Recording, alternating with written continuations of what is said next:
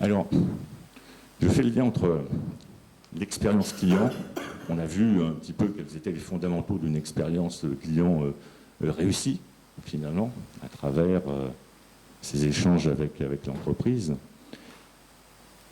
Mais pour que cette expérience soit réellement réussie, il est nécessaire de travailler sur la culture de l'ensemble de l'entreprise. Il ne s'agit pas de mettre un process pile-poil qui va bien par rapport à ce qu'attendent les clients dans leur relation avec le client, de former par exemple les opérateurs de centres d'appel à l'empathie pour qu'ils puissent faire preuve d'empathie, etc. Ça ne sert à rien si l'ensemble de l'entreprise n'est pas dans cette logique culture client. On posait la question tout à l'heure, justement on parlait de confiance interne.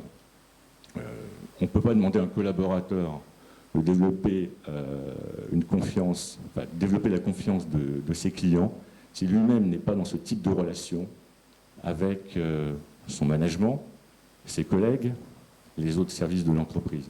Ça ne fonctionne pas. Donc, ce qui veut dire qu'il faut travailler la culture d'une façon extrêmement profonde. Et c'est ça qui va créer cette différence dans la durée.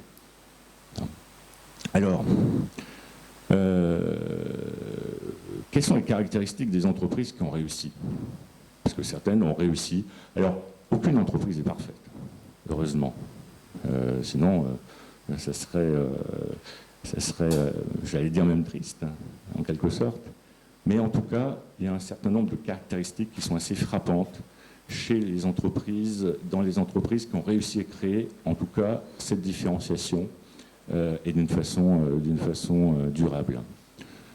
Je vous ai cité quelques éléments qui me sautent aux yeux. La satisfaction des clients et celle des collaborateurs sont des priorités absolues, au-dessus de toute autre priorité. Ça, c'est facile à écrire. À faire. Je prenais l'exemple du centre d'appel tout à l'heure. Très bien, vous formez vos collaborateurs à l'empathie. C'est bien, pour reconnaître les émotions et savoir réagir par rapport à ces émotions. C'est très bien et c'est indispensable. Seulement, si vous continuez à reconnaître sa performance à travers le nombre d'appels traités dans la journée, ben vous avez tout faux. Pourquoi? Parce que vous créez un stress. Et vous le mettez dans l'impossibilité de répondre à la demande de son client. Prenez un excellent bouquin sur Zappos, qui est une entreprise américaine, qui a justement gardé un seul indicateur pour piloter toute l'entreprise, c'est la satisfaction client. Donc Zappos, c'est, je crois, l'équivalent de vente de chaussures sur Internet. Une activité 100% Internet. Donc aujourd'hui, un opérateur qui a un client mécontent au téléphone, qu'il y passe une demi-heure ou qu'il y passe 3 heures, c'est sans importance à partir du moment où le client est satisfait. Et à partir du moment où il va faire du buzz positif sur les réseaux sociaux. Voilà. Et c'est ce qu'on cherche. Et ça marche. Donc, c'est facile à dire, mais après, il faut aller jusqu'au bout de la logique. Là, c'est un peu moins facile, parce que ça remet en cause beaucoup de choses au sein de l'entreprise, vous vous en rendez compte. Un positionnement client clair, partagé, porté par l'ensemble de la ligne managériale. Ça, c'est le projet stratégique. C'est quoi notre projet stratégique? Qu'est-ce qu'on veut être pour nos clients? Et que tout le monde le partage. Donc, ce n'est pas un document de 50 pages, c'est 2-3 phrases bien choisies qui montrent vraiment ce qu'on veut être pour l'entreprise. Je donne toujours l'exemple, je crois que c'était Butagaz il y a des années, qui voulait vendre plus d'énergie aux collectivités locales, sauf que les collectivités locales voulaient faire des économies. Bah, c'est un petit peu embêtant. Donc ça poussait d'une façon très forte à repenser le positionnement de l'entreprise vers plus un rôle de conseil en optimisation énergétique, écouter le client. Exposer tout le monde à la voix du client. C'est-à-dire que plus on expose les collaborateurs, les managers directement à la voix du client, plus ils vont réaliser ce qui est important pour le client et ce qu'il est un petit peu moins. Mobiliser les équipes autour des attentes des clients.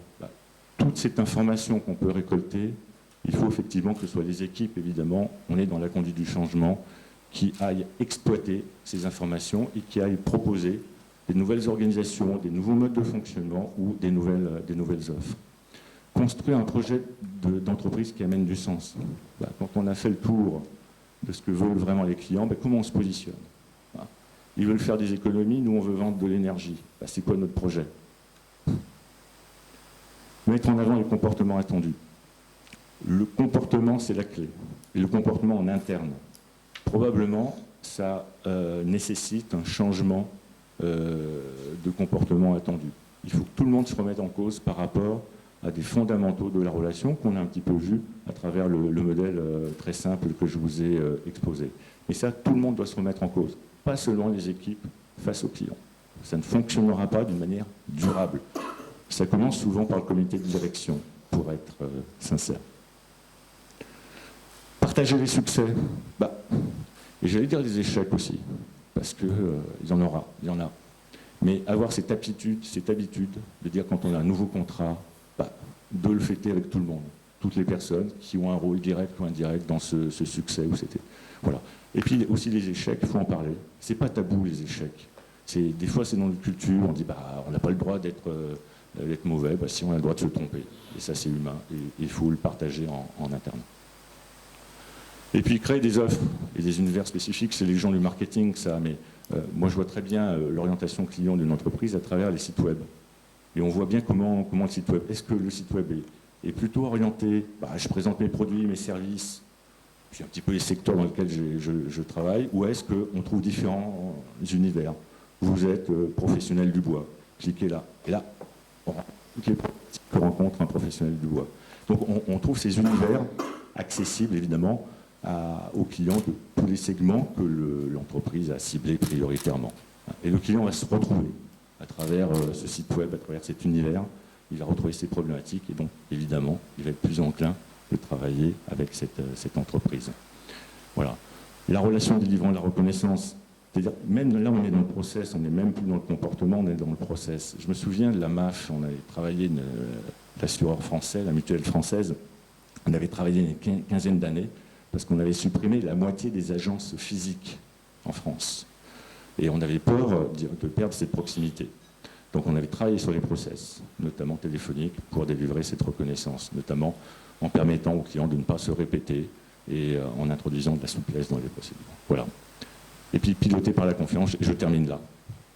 Aujourd'hui, c'est l'exemple de Zappos. Et la confiance client, et je ne parle pas de satisfaction, je parle de confiance, c'est la clé. Si je veux m'assurer de mon business de demain, il faut que je m'assure de la confiance de mes clients aujourd'hui. Est-ce qu'ils vont me suivre durablement dans le temps? Voilà.